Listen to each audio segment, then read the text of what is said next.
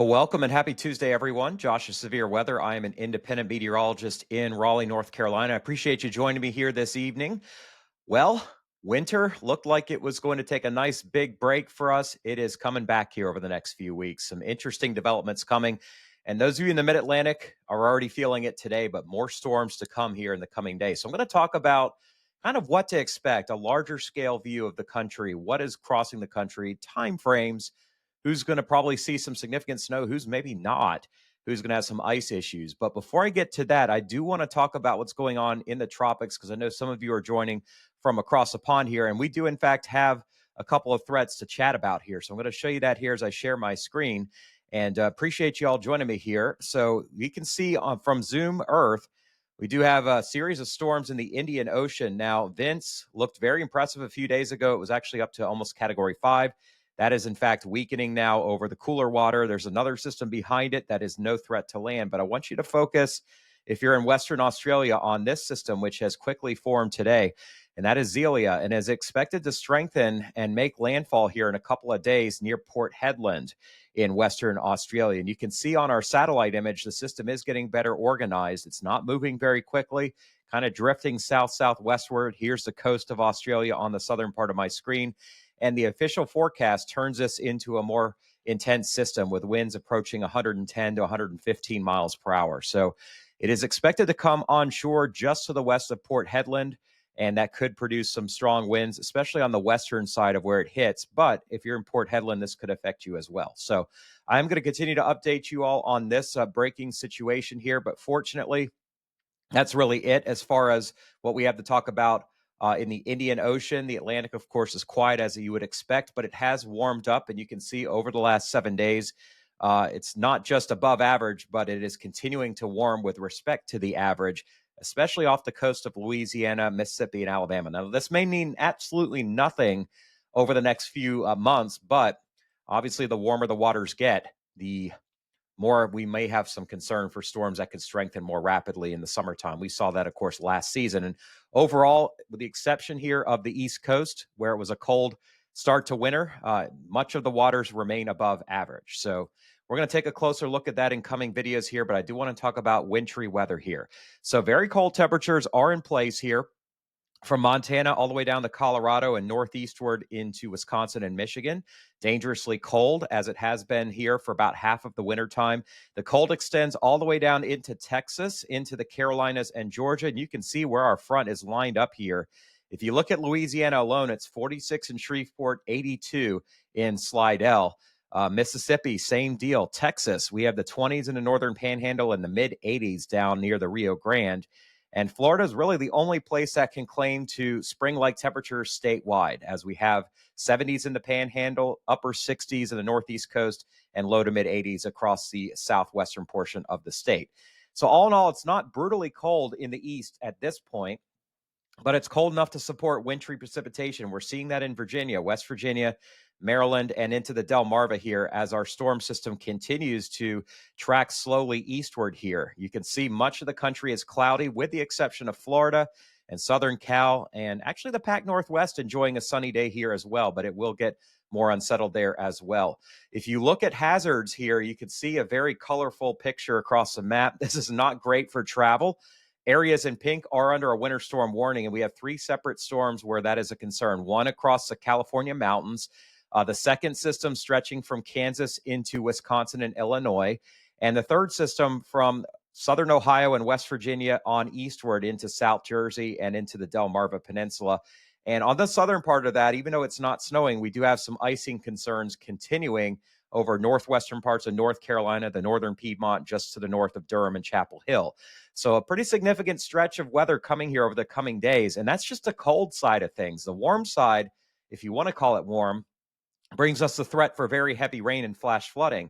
The next system is set to do that here across East Texas and Louisiana in the Arklatex region. The current system bringing heavy rain into southern Kentucky and into northwestern Georgia and East Tennessee.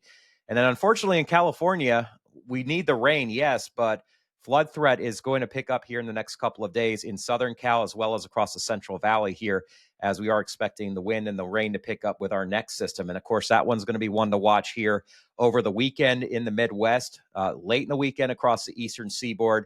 So a very active setup here coming with cold air in play. Now, winter storm impacts for Tuesday, Wednesday, and Thursday are highest across the Sierra Nevada and across the Central Plains, Upper Midwest, and the Mid-Atlantic region. I'm going to zoom in here and just kind of give you all more of a view of what's going on so you can see. Now, California, of course, the mountains are dealing with snow that is not out of the ordinary, but very heavy snow expected here. We're talking on the order of feet of snow.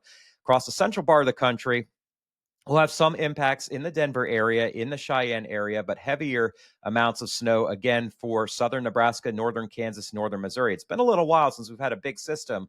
In fact, you got to go back into the middle of January, but here comes our next system, and that's going to roll eastward here over the next couple of days. Across the Midwest, we are going to see impacts in the Chicagoland area, Milwaukee, Des Moines, Cedar Rapids, Detroit, Toledo. But when you get farther south towards the Ohio River, this system is primarily going to be liquid, so we're not going to see any major impact. And then currently, we are dealing with wintry conditions stretching from near Boone and Ashe County here in North Carolina, right on up into South Jersey and central Delaware. So this is the storm that's in progress now. It looks like it's going to be most significant over central and northern portions of Virginia, southern Maryland, and interior portions of Delaware and South Jersey as well. When you get to the coast, there'll be some mixing to talk about. So that is the wintry side of things. The Northeast will, of course, have some light to moderate snow to deal with, nothing out of the ordinary. But it's unfortunately not just that we've got to be concerned with. We, in fact, have to be concerned with heavy rainfall. And there's a slight risk for flash flooding through the overnight hours over eastern Texas and much of Louisiana and Mississippi. And this area actually does extend all the way into the mountains of western North Carolina for tonight.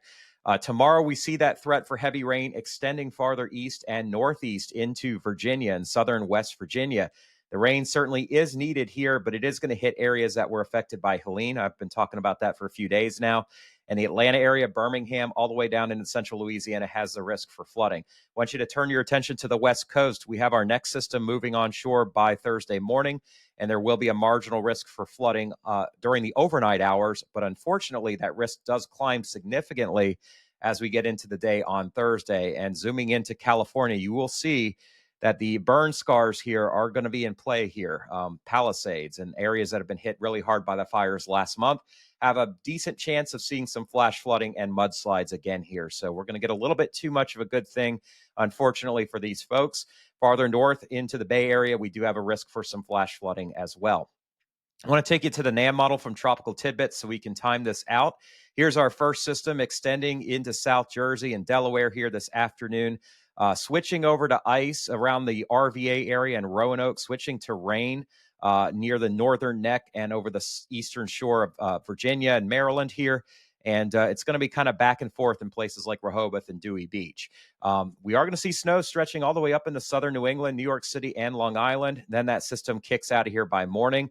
Unfortunately, though, we're not done after that. There's another more robust system coming in, and this one brings warmer air farther north, which means we are going to see mixing over to rain in eastern Ohio and ice across northern Ohio, including Sandusky and the Cleveland area, ice on the front here in central and eastern PA and North Jersey.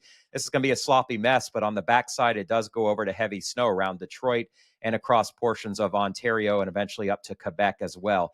The timeline on our worst weather here for this next system is going to be Wednesday afternoon and night over PA, later Wednesday night over Michigan, as we head into early Thursday morning across eastern Canada and New England as well. And then that system moves out. That's number 2. It's going to follow with a lot chillier weather here for the end of the week. So get ready for the cold and the wind to follow. And it looks like a little bit of lake effect as well here. So that is the Northeast. I'm just going to take you region by region here. Let's look at the Southeast. And you can certainly look at this on Tropical Tidbits on your own if you like. I'm only going to have so much time, but you can see here's our first system, and it'll be moving out by morning here, but heavier rain will follow as the air column begins to warm aloft.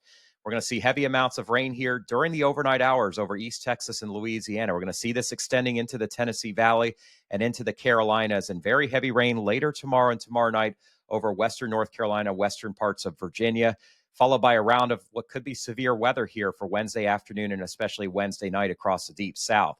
That could bring some damaging wind with it, could bring a few tornadoes as well, both supercell type for a brief amount of time and what we call embedded tornadoes within a line echo wave pattern, kind of those squall lines that move through that have some rotation built into some of them due to the higher wind shear. That system is going to bring warmer air up into the Carolinas and Virginia, so the snow is going to melt with this rain coming on top of it on Thursday, but it'll take some time. And unfortunately, we do have the risk for storms down into Georgia and Florida on Thursday, but by the time the system hits the southeast coast, by the time it gets into northern Florida and in the peninsula region Thursday afternoon and night, it is going to lose a lot of its punch. So those of you in the peninsula are going to miss out on quite a bit of this, and it'll just be damp for a while and then turning cooler here at the end of the week. Now I want to take you westward here into the south central states here. And again, you can see wet weather across Texas, Louisiana, and southern Oklahoma. And eventually that moves into Arkansas by morning. Unfortunately, with another wave of cold coming down, we are looking at pinks and purples indicating sleet and freezing rain around OKC and points north and eastward into the Ozarks. There's also going to be an area where heavy snow breaks out overnight into tomorrow morning around Wichita and then spreading into central Missouri. Now, this system's going to be quick hitting. It is going to move out of here by the end of the day tomorrow, but it could snow and ice up in the St. Louis area and into parts of central Illinois and central Indiana as well, with primarily snow favored over northern Illinois. It gets colder behind this system. We only get a little bit of a break. Then our next one comes out of the Rockies here by Friday. I want to take you to the upper Midwest here where the snow is going to be falling tomorrow and into tomorrow night. And primarily just snow here. Omaha is going to finally see a decent amount of snow, it looks like, especially north, south, and east of you in Omaha. Iowa will see some. Twin Cities, pretty close call at this point. You'll see a little bit, but Chicagoland with the lake and the northeast wind should get a substantial amount of snow for really the first time this winter. We've had some snow, yes, but this will be a more substantial snow coming here tomorrow into tomorrow night, and that spreads into Michigan. It gets a lot colder here for Thursday morning, so expect icy roadways and delays in your travel on Thursday as it takes some time to warm this up. And then we get quiet weather for Thursday night and Friday before our next system.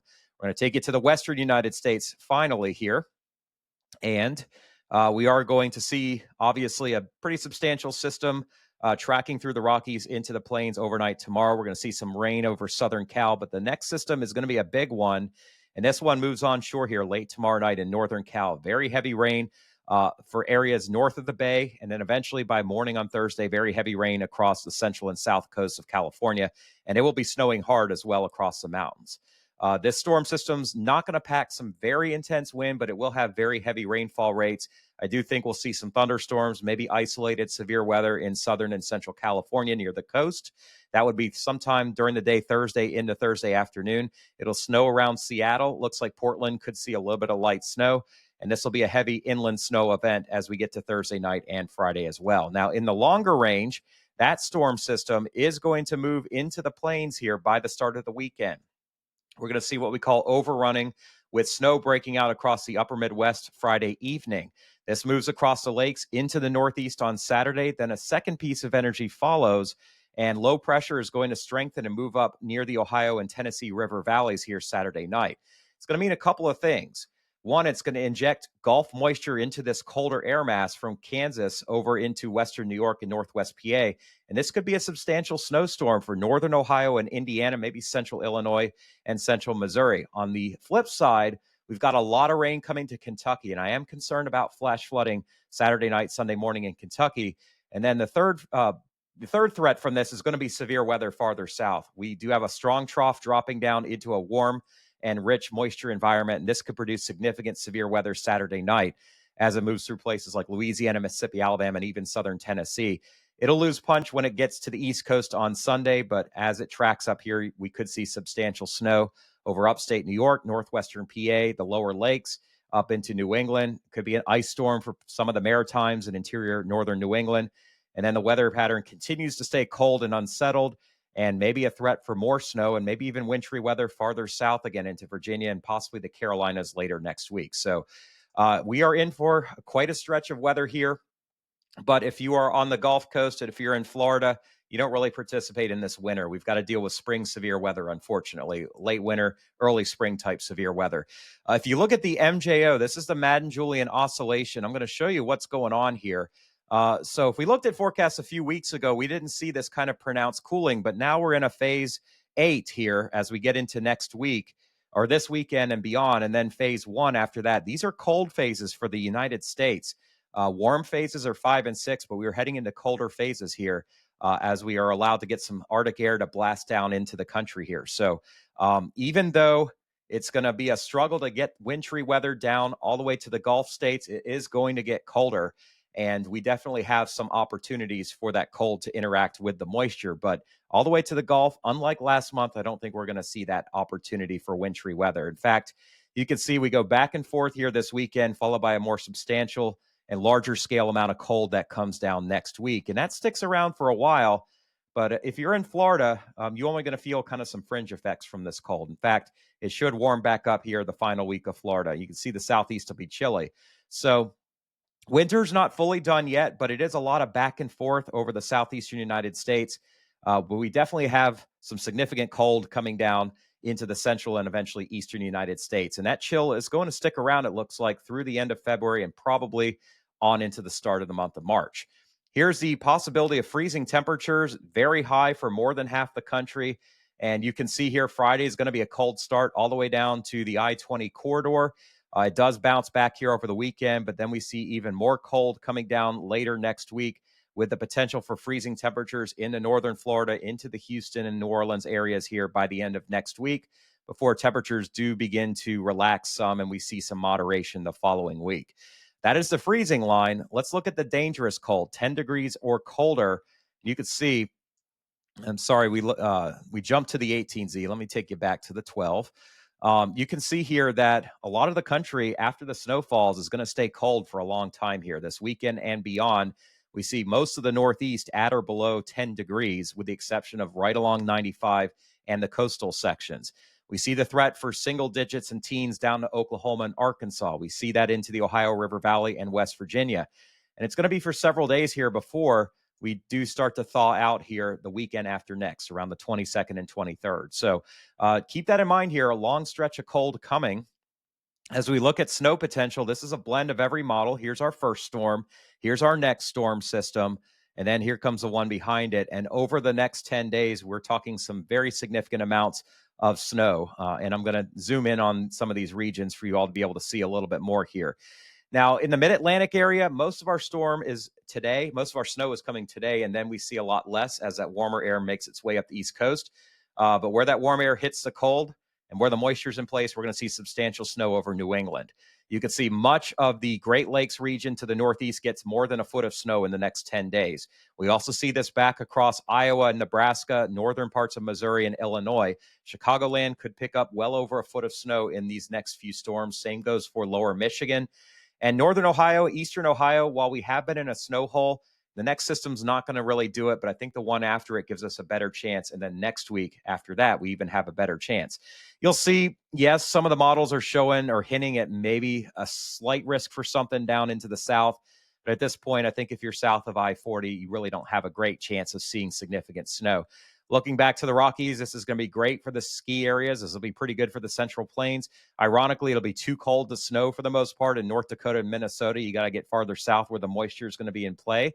And then looking out west here, we're going to see a ton of snow falling, perhaps 100 inches over the next 10 days in the mountains of California. So definitely still cranking out winter weather. Looking at ice, we've got to worry about that in North Carolina and Virginia tonight and tomorrow morning. We've got the next system, light to moderate ice, stretching all the way up from northern Texas into the Lake Erie region and eventually into the Northeast. We do have a threat for some ice late in the week over the interior of the Pacific Northwest as well. And maybe another shot at some ice here next week, all the way down to North Texas, Arkansas, and Northwest Mississippi. And that's a big maybe at this point, because I just can't tell you with confidence yet how this will play out. Even though some models do show a significant southern storm here late next week, there's still a lot of disagreement. It's still more than a week away. Here's a look at total rainfall. This is going to be a problem in the southeast. We are going to see significant amounts of rain, maybe over a foot in parts of Tennessee, Georgia, and Alabama, western North Carolina, Murphy and Franklin, Cullowhee. We do need to be watching out for this potential for flooding. And on the West Coast, California, 3 to 6 inches, locally more up against the mountains. So a lot of rain is coming. We're going to see a lot of liquid in parts of the Northeast. and some of this will be snow, eventually going to rain.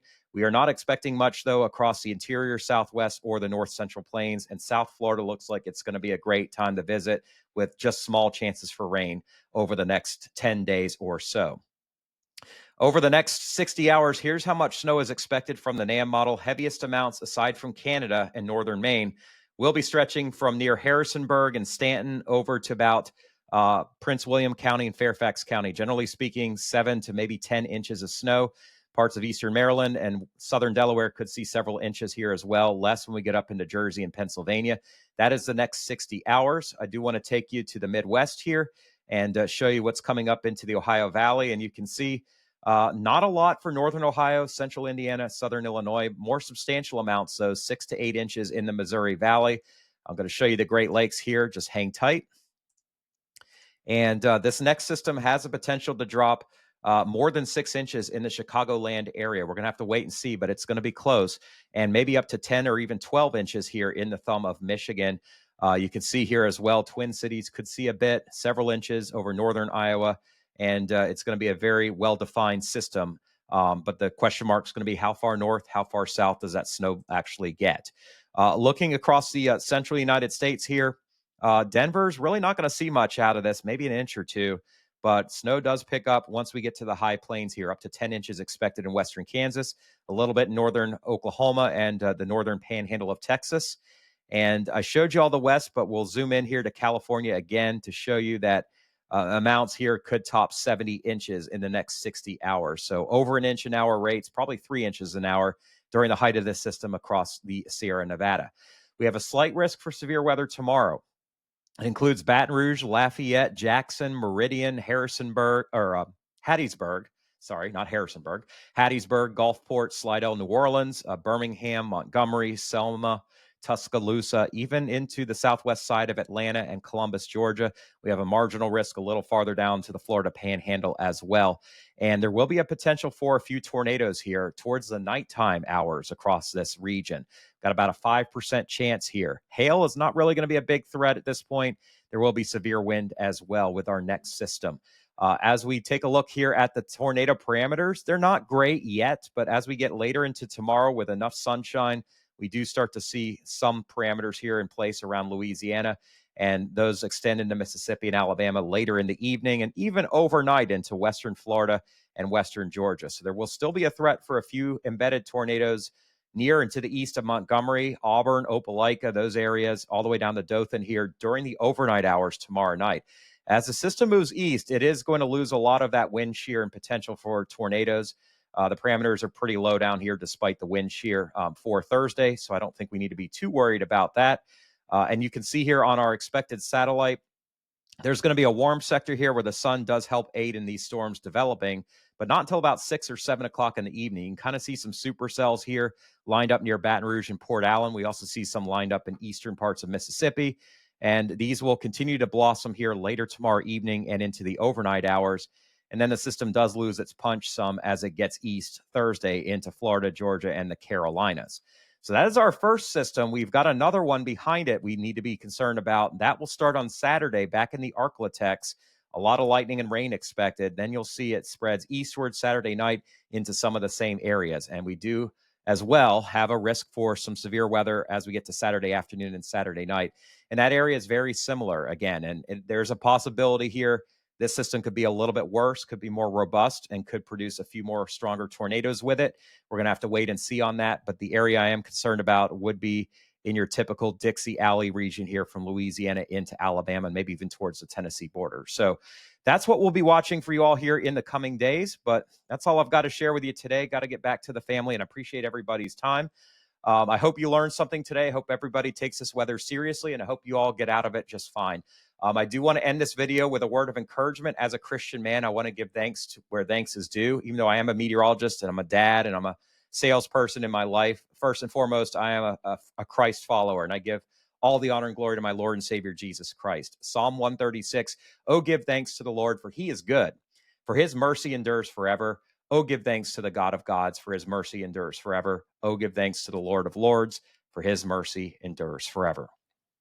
Our time on earth is limited here. We don't know when our time is gone. but God is here forever. He is with us from the beginning to the end, the Alpha to the Omega, and his mercy endures forever. If you're feeling discouraged today, I encourage you to call on the Lord, to present to him requests for mercy, because his mercy endures forever. You may not see it happen on your time, but it will happen on God's time. I can certainly be a witness to that. I was in a spot in my life in my 20s and early 30s where I was certainly not thankful, was certainly not feeling any kind of love or mercy from God, but thank the Lord, he did come through for me, and he continues to bless me and others. And I've got this avenue and this opportunity to be a blessing to other folks. So wanted to share that good news with you all today. Despite all the crazy weather that's going on, there is still goodness that exists, and it is in our Lord and Savior, Jesus Christ. Hope you all have a great night. We will be back here soon. God bless.